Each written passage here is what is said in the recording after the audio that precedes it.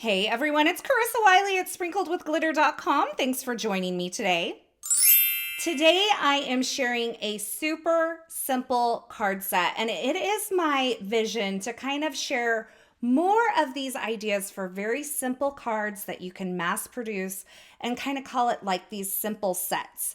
And for this particular set today, I'm going to be creating my own stencil, and I'm using some Essentials by Ellen clear plastic. It is my favorite acetate. I've trimmed that down to 6 inches by 6 inches. And then I'm going to line up this simple rectangle die right in the center and hold that in place with a little bit of removable tape. And I'm going to run this through my Gemini Junior die cut machine. Now, when I'm die cutting acetate, I really like to add the metal shim into my sandwich.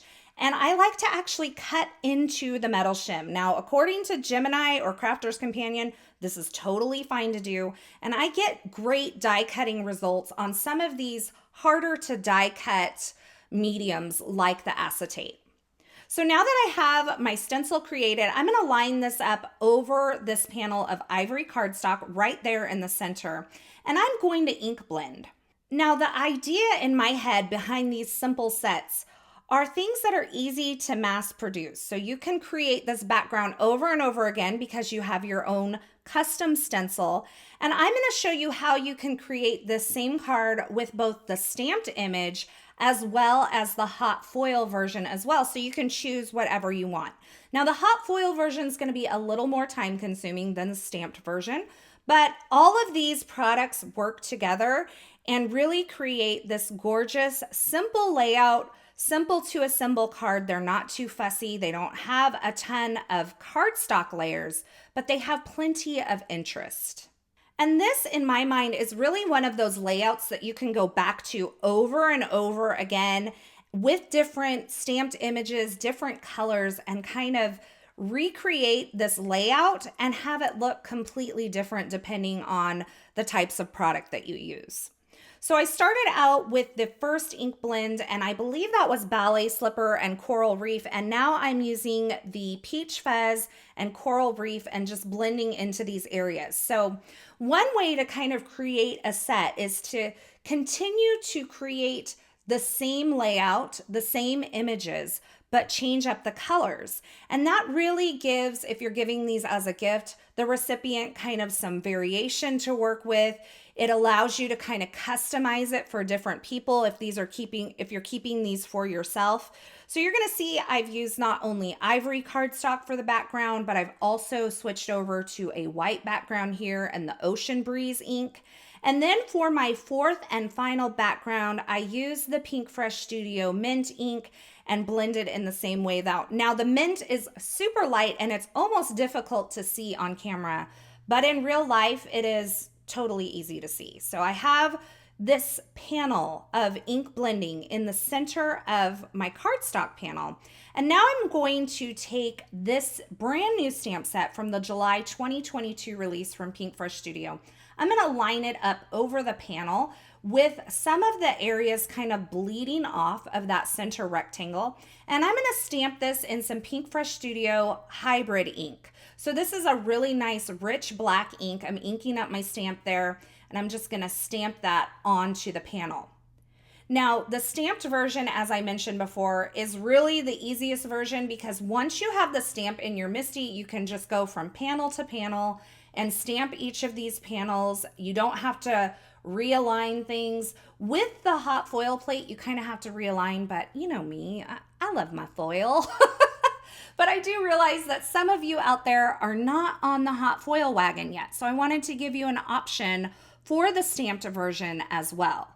Now, if you wanted to create this image in some embossing powder, you could actually use a gold to kind of more mimic the idea of the hot foil. But you can see here, I'm using the Champagne Glimmer Hot Foil. I have it kind of held in place on my cardstock panel with some removable adhesive. I'm going to set my timer, run that through my Gemini Junior, and now I have this image pressed onto my card front in a similar position. Now, it's going to be hard to get these in the exact same position, but what I tend to do is adhere the plate onto the panel with some removable adhesive, and then kind of use that removable tape as a hinge to then slide my foil underneath so that I can get them in the best position possible. And practice makes progress, people. So if it's something that you're not good at the first time, don't give up on it. Just keep practicing. Now, I have taken this sentiment. It is from the brand new Pears and Pomegranates stamp set from Pinkfresh Studio. I've stamped it onto some white cardstock and die cut it using the coordinating die. And I'm not sure if I mentioned it, but this floral image that I'm using here, this is from the brand new Go For It stamp set from Pinkfresh Studio, or coordinating hot foil plates, coordinating layering stencils are all available as well. So I thought I would leave it kind of simple like the green one is over on the left, but then I decided let's kick it up just a little bit. So I replaced my rectangle stencil there in the center, and over the stencil I have placed the layering stencil that is available for this Go For It stamp set. And I'm just adding a little bit more of the same exact color that I used for the background over that stencil. And what it's going to do is the rectangle stencil underneath is going to act as a mask, and it's going to keep the border of my card clean. But then inside of this ink blended rectangle towards the center, I'm going to get a deeper, darker color on the florals. And I've used stencil number 2 as well to add a little detail to the florals. And this is an extra additional step, but it doesn't take that long. And like I said, it adds just a little bit of detail to these florals. And I think it's super fun way to use this stamp and stencil set. So I could have done this beforehand, but I didn't think I was going to do this beforehand. So I went ahead and took a stitched rectangle die from Pinkfresh Studio, die cut all of these panels down into a smaller panel.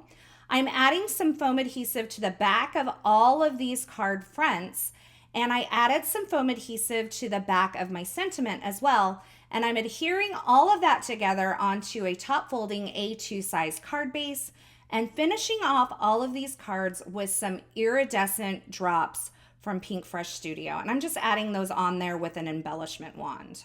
So these cards come together really quickly, especially if you're using the stamped version, as I mentioned before. But I have several variations here in color, and then the stamped versus the hot foil. So you can really mix and match these products to create these very simple card sets. They make great gifts for friends, or you can be selfish like I do. Keep them all for yourself, and the sky is really the limit because you can use all sorts of different color combinations with these.